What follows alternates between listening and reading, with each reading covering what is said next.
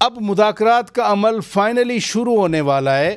جو اپریہنشن تھی آپ کی پارٹی کو یا حکومت کو کہ کیا گارنٹی ہے جو کچھ یہ کمیٹی طے کرے گی بانی پی ٹی آئی خان صاحب منظور کر لیں گے, قبول کر لیں گے, پھر وہ اینگل کہاں بنا؟ کوئی ایسی گارنٹی ملی ہے حکومت کو؟ بسم اللہ الرحمن الرحیم.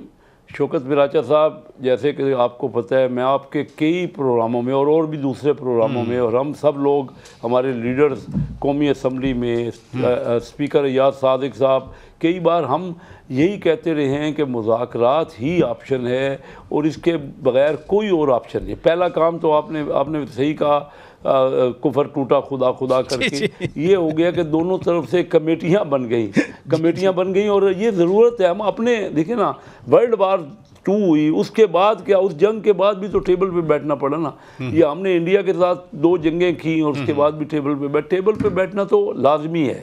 اختلافات ہوتے ہیں تو یہ پہلا سٹیپ ہو گیا ہے اور بڑا اچھا کیا اسپیکر ایاز صادق صاحب نے کہ انہوں نے کنوین بھی کر لی ہے میٹنگ.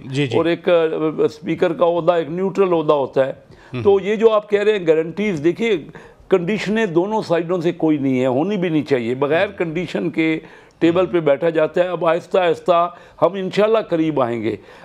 یہ دوریاں جو ہوتی ہیں نا، اگر بیانوں سے کی جاتی ہے نا سیاست، یعنی اسمبلی کے اندر بھی نہ کی جائے، صرف بیانوں سے اخباروں میں اور ٹی وی میڈیا پہ کی جائے، اختلاف تو رہتا ہی ہے اس میں. پھر یہ بیٹھیں گے نا تو کئی چیزیں بالکل آپس میں جو ہوگی دونوں کی ایکسیپٹیبل، وہ پہلے مانی جائیں گی.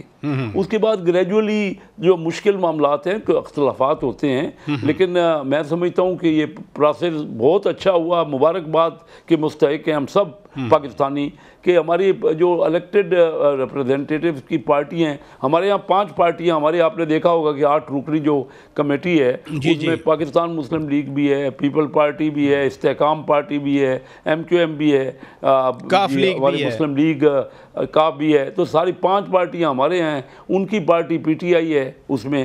تو 6 پارٹیوں کی آپس میں بات چیت ہو رہی ہے نا، پولیٹیکل پارٹیوں میں. یہ جو کہا جاتا تھا کہ ہم نے ناصر عباس صاحب بھی ہیں جو وحدت المسلمین سے ہیں، وہ بھی ہیں. اچھی بات ہے، آپ خوشی کا اظہار کر رہے ہیں. ادھر رکیے گا. اچھی بات جو میں کہہ رہا ہوں نا، جی میں کہتا ہوں نا، اسٹیبلشمنٹ کا یہ تکرار ختم ہوئی نا کہ ہم نے بیٹھنا ہی اسٹیبلشمنٹ کے ساتھ ہے.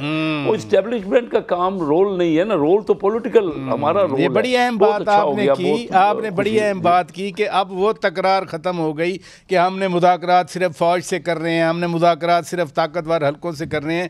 سینیٹر وقار خان صاحب، جو سوال میں نے ان سے کیا وہی ایگزیکٹلی میرا سوال ہے. آپ تو ایک انڈیپینڈنٹ پوسچر والے پولیٹیشین ہیں، سینئر پولیٹیشین ہیں. کیا عمر ایوب خان کے طے کردہ معاملات، اسد قیصر کے طے کردہ معاملات، شبلی فراز کے طے کردہ معاملات، علی امین گنڈا پور کے طے کردہ معاملات کو بانی PTI خان صاحب قبول کر لیں گے کہ ہاں آپ نے جو کر دیا اب مجھے قبول ہے؟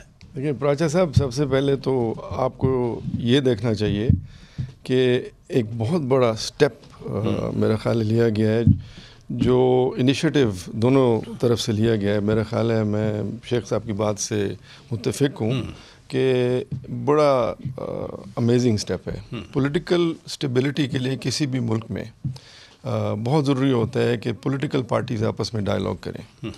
جب پولیٹیکل پارٹیز انگیج نہیں ہوتی تو ویکیوم کریٹ ہوتا ہے اور اس ویکیوم سے ملک کو نقصان پہنچتا ہے.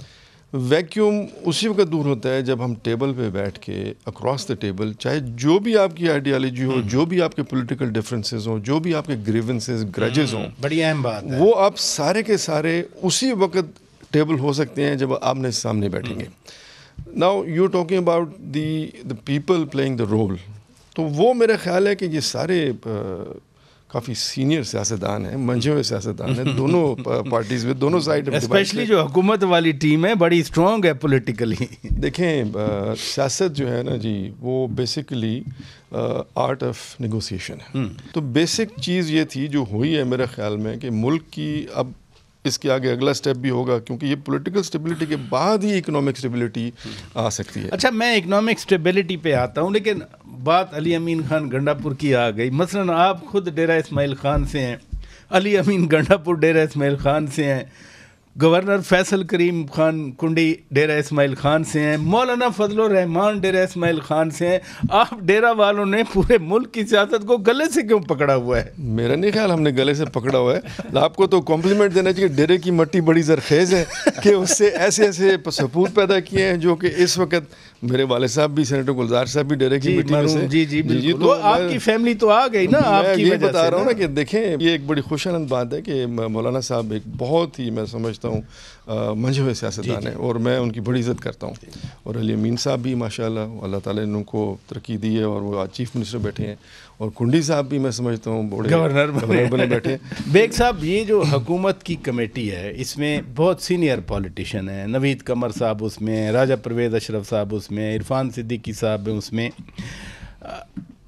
ایک ایسے وقت میں جب پی ٹی آئی کو بھی سیزنڈ پولیٹیشین چاہیے, ان کے پاس ہیں, لیکن میرے لیے بڑا عجیب تھا, کل باقاعدہ اعلان ہوا کہ ہم نے فواد چودھری سے ڈس ایسوسیٹ کر لیا اپنے آپ کو.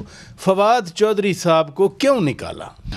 ابھی تک آپ کو یاد ہوگا کہ جب مصیبت آئی پی ٹی آئی پر, اس مصیبت کے بعد سب سے پہلے جن لوگوں پہ جبر ہوا ان جبر میں یہ بھی ایک پولیٹیشین شامل تھا فواد چودھری, اور یہ آئی پی پی میں شامل ہو گیا. اب آئی پی پی میں شامل ہونے کے بعد ظاہر فاصلے زیادہ ہو گئے. گو کہ آج کل وہ ٹرائی کر رہا ہے, کوشش کر رہا ہے کہ خان صاحب کے قریب ہو, خان صاحب سے ایک ملاقات ہو گئی, لیکن اس کے باوجود میں سمجھتا ہوں ابھی وہ والے فاصلے جو پارٹی اور ایک یعنی رینیگیٹ کے درمیان ہوتے ہیں وہ ابھی بھی باقی ہیں. فیصل چودھری کی وجہ سے میرا خیال ہے کہ ان کی ملاقات تو ہو گئی, لیکن ابھی بھی وہ والے فاصلے جو طے ہونے چاہیے وہ نہیں ہوئے. اس میں ایک بات ہے, فواد چودھری صاحب بھی جیل میں رہے, پورا سال رہے, جو ان کے ساتھ جو کچھ ہوا وہ ہم سکرین پہ بھی دیکھتے رہے. 2 بار خان صاحب سے ملاقات بھی ہوئی, اچھے مشورے دیے, لیکن کیا وجہ ہے کہ اچانک پی ٹی آئی کی طرف سے اعلان ہوا کہ نہیں وہ ہم میں سے اب نہیں ہیں؟